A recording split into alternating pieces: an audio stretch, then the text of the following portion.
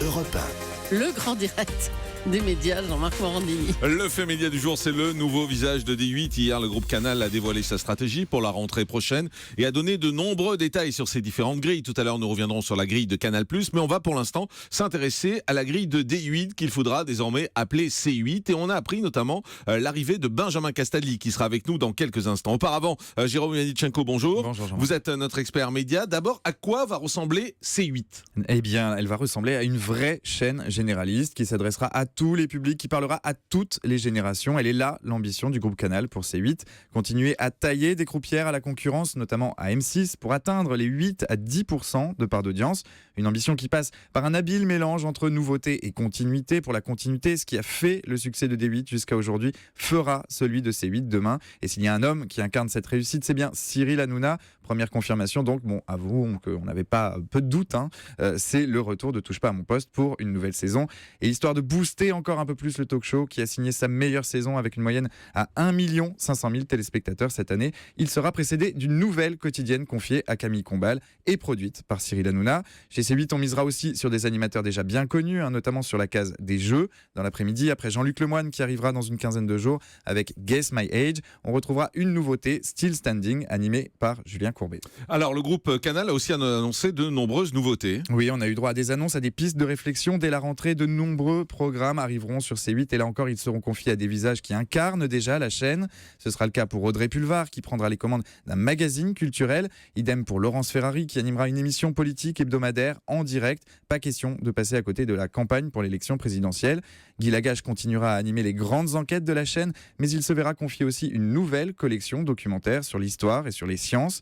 Et puis on va rire aussi sur C8 la saison prochaine. La chaîne ne compte pas rester en retrait sur les divertissements et promet de grandes soirées en direct, des captations de spectacles. Laurent Gérard, les Chevaliers du Fiel, Jarry ou encore Florent Père. Bref, on le voit, C8 veut brasser large et elle veut surtout réunir le plus grand nombre. Et on a aussi eu des confirmations avec le transfert de 2 émissions qui passeront de Canal+ à Canal 8. Oui, l'hebdomadaire du samedi de Thierry Ardisson, Salut les Terriens, qui sera rallongé d'une demi-heure, et la quotidienne de Daphné Burki, la nouvelle édition qui sera reboostée, nous promettons. On l'a compris, depuis plusieurs mois, Vincent Bolloré, le patron du groupe, a multiplié les sorties dans ce sens. Canal+ veut mettre l'accent sur le crypté, elle veut donner la priorité à ses abonnés, et pour y parvenir, elle a donc décidé de réduire drastiquement ses plages en clair. C'est ce qui a conduit à ce rapatriement des 2 émissions sur C8. C8 qui va désormais avoir pour mission d'être la vitrine gratuite du groupe, une vitrine qui compte un nouveau visage, celui de Benjamin Castaldi. C'est un peu la surprise du chef, une arrivée qu'on n'a franchement pas vu venir. Effectivement. Bonjour Benjamin. Bonjour, ça va bien ? Très bien, merci beaucoup d'être en direct ce matin avec nous sur Europe 1. Pourquoi ce choix d'aller sur Canal 8 ? Écoutez, franchement, je pense que c'est une des chaînes sur lesquelles il faudra compter les prochaines années. J'ai fait un passage déjà sur D8 avec la Nouvelle Star. On était parti en long terme. À l'époque, il n'y avait pas de projet clair. On ne savait pas encore quand allait recommencer la Nouvelle Star. Et bon, j'ai fait un petit passage pour Canal 12, mais très honnêtement, c'était pas du tout improbable que je revienne sur D8. Ouais. Ce qui est surprenant, c'est de vous voir arriver autour de la table de Cyril Hanouna de Touche pas à mon poste, parce qu'ici même, vous aviez dit que vous ne vouliez pas aller dans Touche pas à mon poste, que vous vous sentiez pas d'être autour de la table pour juger les autres émissions. Et là, tout à coup, la première annonce qui est faite hier, c'est que vous arrivez sur Touche pas à mon poste. Quand on s'était vu il y a quelques mois, Jean-Marc, vous avez dit qu'avec Cyril, tout allait bien, qu'on était en pleine lune de miel. Tout à fait. Ça fait que confirmer le voyage de noces. Et bon, voilà, je pense que l'émission, elle est certes sur les médias, mais c'est de plus en plus un show et de la déconne, et que je pense qu'il y a peut-être moyen de passer au travers de la critique et parlante en ce qui me concerne. C'est-à-dire quoi ? Vous allez critiquer plus les programmes que les gens, c'est ça ?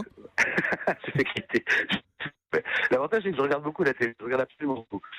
Que ce ne sera pas très compliqué. Et on parle également de Prime que vous allez animer, vous savez déjà quoi ?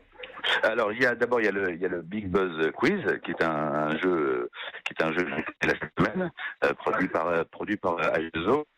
Et puis, il y a également le jeu que j'ai développé avec mon camarade Wimendel, nom de code, touche pas à mon coffre, mais bon, qui pourra changer éventuellement de nom, qui sera un temps divertissement à 20h50, 21h. Bon, très bien. Écoutez, on est impatient de vous voir. Merci Benjamin Castaldi. On fait court parce que le son est pas très bon et on a un peu de mal à vous entendre. Mais en tout cas, on a compris l'essentiel sur votre arrivée sur Canal 8. Merci beaucoup d'avoir été en direct avec nous sur Europe.